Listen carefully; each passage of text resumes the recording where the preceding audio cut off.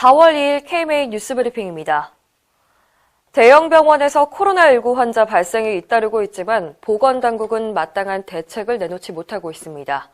지난달 29일 첫 확진자가 나온 의정부 성모병원은 환자와 직원 2,500명에 대한 전수조사를 진행 중인데 현재까지 확진자 19명이 나왔습니다. 서울 아산병원에서도 지난달 31일 9살 여자 어린이가 확진 판정을 받은 후 접촉자 500명을 검사하고 의료진 52명을 업무에서 배제했습니다. 문제는 두 병원 모두 명확한 감염 경로를 파악하지 못하고 있다는 점인데요. 앞으로 또 예상치 못한 대형 병원 감염 사례가 나올 수 있다는 얘기입니다. 정부는 이미 안심병원과 선별진료소 운영, 면회 제한 등을 시행하고 있는 중이라서 추가적인 대책은 나올 게 없다는 눈치입니다. 중앙재난안전대책본부는 지금 하고 있는 것들도 상당히 강한 조치들이기 때문에 추가 대책이 있는지 검토할 예정이라고 밝혔습니다. 오늘 오전 현재 확진자는 89명이 늘어서 9,976명, 사망자는 169명입니다. 정부가 코로나19 검사를 고의로 막고 있다. 최근 온라인과 의료계 일각에서 이런 얘기가 퍼지고 있는데요. 소문의 내용은 이렇습니다. 정부가 국회의원 총선거까지 확진자가 늘어나는 것을 막으려고 환자에게 검사 비용을 전부 부담시켜 스스로 검사를 포기하게 만들고 있다는 겁니다. 의협은 이런 내용을 접수하고 진상조사에 들어갔습니다. 최근 회원들에게 공문을 보내서 검사 기준을 모호하게 적용해 환자 자부담으로 검사를 진행하거나 검사를 거부한 사례가 있으면 알려달라고 요청했습니다. 박종혁 의협 대변인은 국민이 만족할 만한 수준의 검사가 제대로 이뤄지고 있는지 확인해서 결과를 발표하겠다고 밝혔습니다. 한편 중앙방역대책본부는 이런 소문에 대해서 사실무근이라는 입장입니다. 전 세계 신종 코로나 바이러스 감염증 환자가 90만 명을 넘겼습니다. 미국과 이탈리아, 스페인 등에서 코로나19 환자가 급증하고 있어서 조만간 100만 명도 돌파할 전망입니다.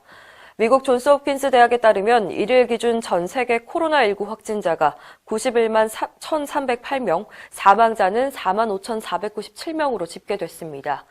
미국의 확진자가 20만 명으로 가장 많고 이탈리아와 스페인이 10만 명 넘는 수로 그 뒤를 이었습니다. 2차 대전 이후 최악의 참사라는 말까지 나오고 있는데요. 전 세계 병원도 비상입니다. 미국의 한 의사는 하루에도 환자가 1, 2만 명씩 폭증하고 있어서 병원이 곧 마비될 거라 우려했습니다. 특히 미국 내 최대 피해 지역인 뉴욕시는 일대 병원에서 밀려드는 사망자를 감당하지 못해서 시신 안치에 냉동 트럭까지 동원되고 있는 상황입니다. 대한의사협회는 미국과 유럽 등 코로나19 유행국가 외국인 입국을 제한해야 한다고 권고했었죠. 지역 정치권에서도 즉각 수용해야 한다는 의견이 나왔습니다.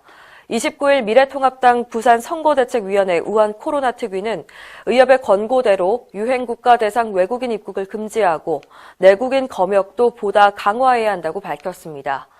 앞서 의협은 계약 준비 기간만이라도 한시적으로 입국 제한을 두는 것은 의료진을 포함한 코로나19 관련 인력의 번아웃을 줄이기 위해 필요하다고 주장했습니다. 의료 현장뿐만 아니라 인천공항도 번아웃 위기에 놓인 상태인데요.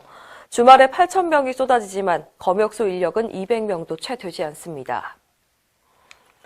대한의사협회 총선기획단이 검사 출신 의사인 미래통합당 송한섭 양천구갑 후보를 찾아가 격려를 전하며 선전을 당부했는데요.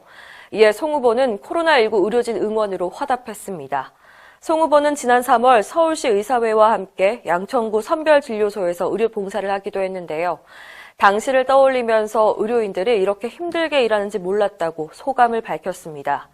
또 혼신의 노력을 다하고 있는 의료진들에게 감사하고 건강을 해치지 않길 바란다며 응원의 메시지도 보냈습니다. 송한섭 후보는 서울의대를 졸업해서 서울대 병원에서 근무했고 2007년 제49회 사법고시에 합격해 올해까지 검사로 근무하다가 이번에 21대 총선에 출사표를 던졌습니다. 이상으로 뉴스브리핑을 마칩니다. 자세한 사항은 의협신문을 참고하시길 바랍니다.